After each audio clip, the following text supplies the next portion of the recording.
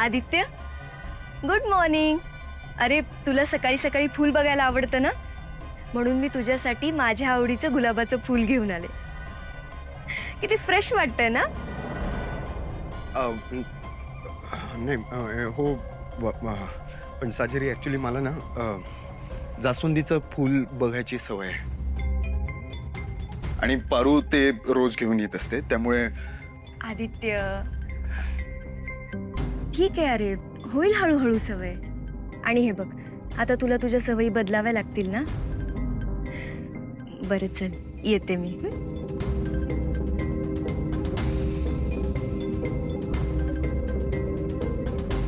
पारू, तू उद्यापासून जास्वंदीचं फूल नको ठेवूस, ओके? मी गुलाबाचं फूल ठेवत जाईन.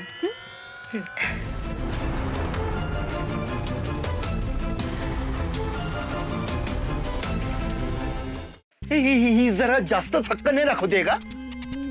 आणि कोण आहे ही माझी आवडी निवडीन बदलणारी? मला नाही आवडत आहे. पारू, मी तुला सांगतोय हे खूप अति होत आहे. ऐक माझं, मी तुला कालही हेच समजवण्याचा प्रयत्न करत होतो पारू, की आपल्याला इथून निघून गेलं पाहिजे. तू का ऐकत नाहीयेस यार? नाही आदित्य सर, मला हा मार्ग मान्य नाही. मी तुम्हाला आधीच सांगितलं आहे, आपण काही बी चुकीचं नाही करणार आहोत. आदित्य सर, मला आपल्या कुटुंबाला फसवायचं नाहीये. आणि बाप्पा आहे ना, माझा विश्वास आहे बाप्पावर. तो नक्की काहीतरी मार्ग काढेल आणि समजा व्यवस्थित होईल.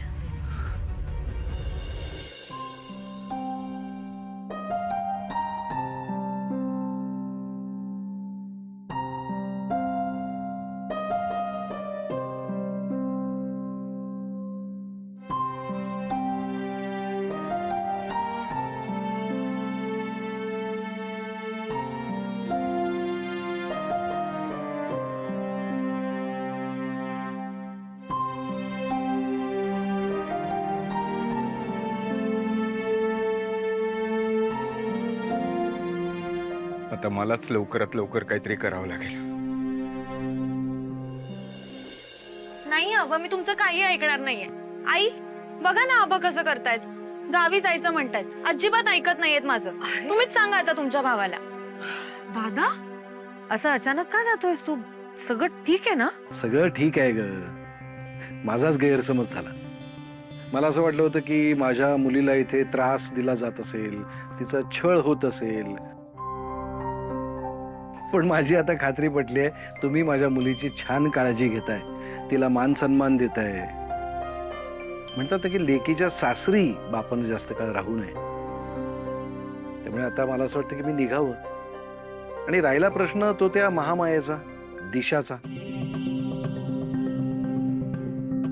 ती या घरात आधीपासून उपरीच होती आणि उपरीच राहणार आहे. तिला हे घर सोडून जावंच लागेल. आणि कसं आहे अहिल्या, मी खूप दिवस इथे राहिलो. गावाकडे खूप कामं खोळंबली आहेत. प्रतापवर एकट्यावरती जबाबदारी पडते. त्यामुळे आता जायला हवं मला. बरोबर आहे दादा तुझं. पण जाताना बहिणीच्या हातचं जेवून जावं लागेल. प्रिया, आजचं जेवण मी बनवणार माझ्या भावासाठी. हो. अरे वा. आई अहो, तुम्ही कशाला? मी बनवते ना स्वयंपाक. खरं तर दादामुळेच तू या घरात आली आहेस, त्यामुळे आज तू जेवण बनवलंस तर आवडेलच मला.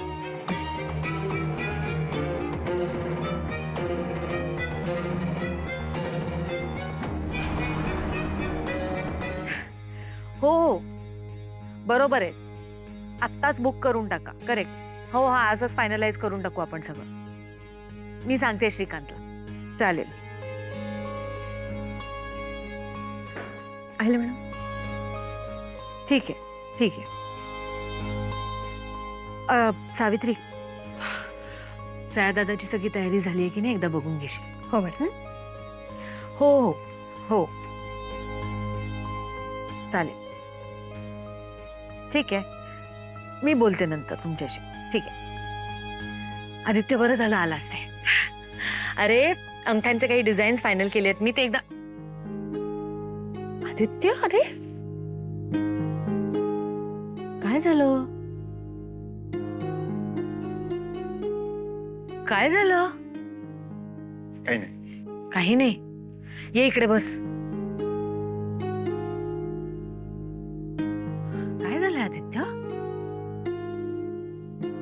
तू अशी मिठी तेव्हाच मारतोस जेव्हा तू खूप इमोशनल झालेला असतोस. काय होतंय?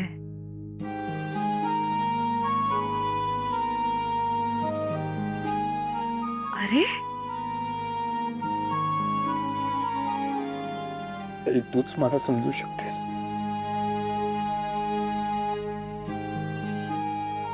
आजपर्यंत मी कधी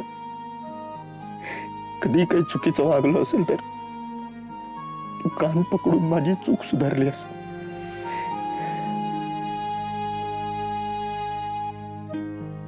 पण समजा इथून पुढे जर मी चुकलो समजा, तर प्लीज मला कधी अंतर देऊ नकोस. मी तुझ्यावर खूप प्रेम करतो आई. तू जगातली बेस्ट आई आहेस. आदित्य, असं का बोलतोयस तू आज? जितकं तू माझ्यावर प्रेम करतोस ना, त्याच्यापेक्षा खूप जास्त प्रेम मी करते तुझ्यावर. त्यामुळे तुला कधीच अंतर देणार नाही मी. आणि आज अचानक काय झालंय? म्हणजे तुझ्या बोलण्यावरनं असं वाटतंय की तू दूर कुठेतरी चाललायस माझ्यापासून. काही प्रॉब्लेम आहे का? आपण सॉल्व्ह करू. नाही ग, काय प्रॉब्लेम असणार आहे आई? नथिंग. इट्स जस्ट दॅट बरेच दिवस झाले ना तुझ्यासोबत असं टाइम स्पेंड नाही केला, त्यामुळे थोडा इमोशनल झालं. That's it. वेडा आहेस का? आदित्य, एक लक्षात ठेव, एका आईसाठी तिची मुलं आनंदात आहेत ह्यापेक्षा महत्वाचं काहीच नसतं. माझं तुझ्यावर खूप प्रेम आहे. मी तुला कधीच अंतर देणार नाही.